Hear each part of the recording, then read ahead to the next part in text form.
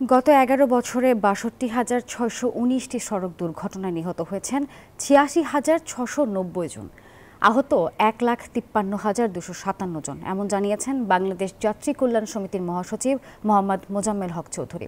সকালে ঢাকা রিপোর্টার্স ইউনিটিতে যাত্রী অধিকার দিবস উপলক্ষে আয়োজিত সংবাদ সম্মেলনে তিনি এই তথ্য জানান। সড়কে উন্নত গণপরিবহনের ব্যবহার সহ সুপরিকল্পিত নগর ব্যবস্থা প্রণয়নের দাবি জানান তিনি। বলেন, অন্তর্বর্তী সরকার পরিবহন খাতকে সংস্কারের জন্য কোনো কমিশন গঠন করেনি, তাই সব রাজনৈতিক দলগুলোর নির্বাচনী ইশতেহারে নগর পরিকল্পনার সুনির্দিষ্ট নীতিমালা থাকতে হবে। তিনি বলেছেন, প্রতিদিন যানজটে কেবল রাজধানীতেই ৩২ লাখ কর্মঘণ্টা নষ্ট হচ্ছে, যার আর্থিক ক্ষতি ৯৮,০০০ কোটি টাকা। এত বড় একটা মানুষের সংকট, যেটা একটা যুদ্ধের চেয়ে বেশি, এই সমস্যা সমাধানের জন্য তারা এটা রাজনৈতিক ইশতেহারে এই জিনিসটা এখানে নিয়ে আসুক।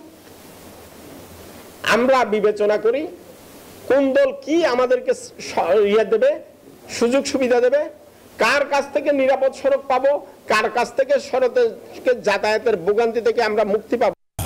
বাংলাদেশের শক্তিশালী থার্মিক স্টিল বার ফেমাস স্টিল লিমিটেড।